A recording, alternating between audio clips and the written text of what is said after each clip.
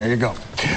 Well, U.S. Congresswoman Jackie Spears, a lifelong resident of the Bay Area and has represented California's 12th District in Washington now for 3 years. She joins us live this afternoon to give us her take on some of the issues here at home and across the globe. Welcome. Good to have you back with us. Well, Sam, it's like your fourth appearance with us. One more, you get a toaster. So what kind? Request what kind? You get to pick and choose.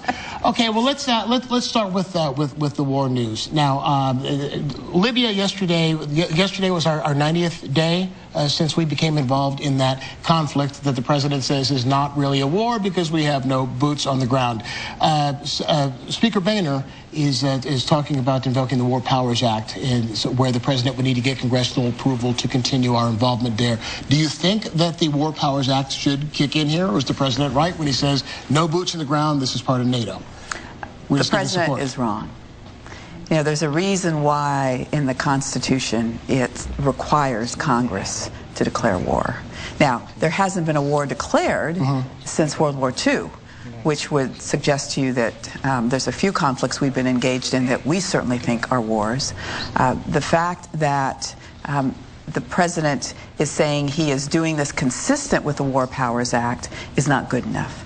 And he may, in fact, be embraced with his request for engagement in Libya, but he must come to the Congress of the United States in order to declare war. I believe that when you engage on any level, whether you have boots on the ground or drones in the sky, that you must come to Congress for appropriations. All right, now if he doesn't come to Congress in order to get congressional approval, would you support some of the talk on the Hill, I understand, is about defunding operations in Libya? Would you support that? I would seriously consider supporting that. This is more than just Libya.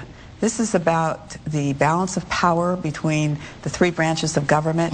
It's incumbent on Congress to declare war, and I think that for too long now we've engaged in serious wartime efforts, whether it was Vietnam or Afghanistan or Iraq, all of which were done under the color of war, but without having actually a declared war. Okay, now there's supposed to be, and I'm going to say supposed to be in quotes, a drawdown, or at least the beginning of a withdrawal from Afghanistan in the month of July. Are we going to see any kind of a troop withdrawal of any significance? That's the, $64,000 question. I do believe that it has to be significant. The talk early on was 5,000 troops. I do think that the number has to be greater than that, and I do think the fact that we are engaged now with the Taliban and with President Karzai in an effort to come to an agreement and understanding may actually force us to take more troops out of Afghanistan. Now, the death of Osama bin Laden was clearly a game changer in Afghanistan, at least it should have been as far as our policy there is concerned.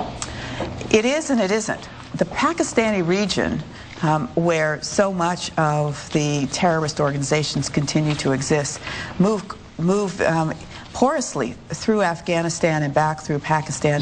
So there is a ongoing concern about the viability of Al-Qaeda and whether or not, if we were to move out, whether they would be able to create a stronghold there. I am one of those that feels strongly that we have to get out of Afghanistan, but we have to get out of Afghanistan in a manner that we protect women and children in particular, and that who could be the biggest victims of this. All right, let's move the discussion back here to the Bay Area. There was a special report in the Chronicle yesterday on the pipeline situation, and with the revelation that the pipeline industry has influenced the rules over safety and regulation for at least the last decade. So what, if anything, is going to be done in Washington in order to stop this? Transportation Secretary LaHood had no idea about this, apparently, until the Chronicle reporters told him. That's right. The Pipeline and Hazardous Materials Division within the Department of Transportation has for years relied for research on trade associations within the pipeline industry to generate that research. And in fact, there was a request made for a study of longitudinal seams in pipelines some time ago. It was declined by the trade association, and so the study was not done. Now, since the San Bruno explosion, they have undertaken that type of review. But why are we relying on the industry to provide us with the research we need.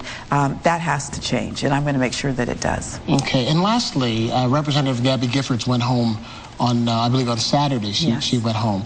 And she's got a long road ahead of her, and you were a shooting victim. So can you give us some kind of an idea of what she's looking at in terms of psychological recovery?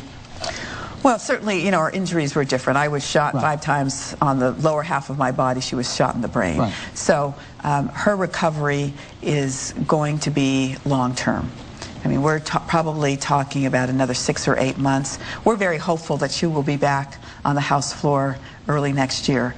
But a lot depends on rehabilitation, and we still don't know how far she will come. She has come an extraordinary way, and we will continue to for her and support her and make sure that come January she's back on that House floor.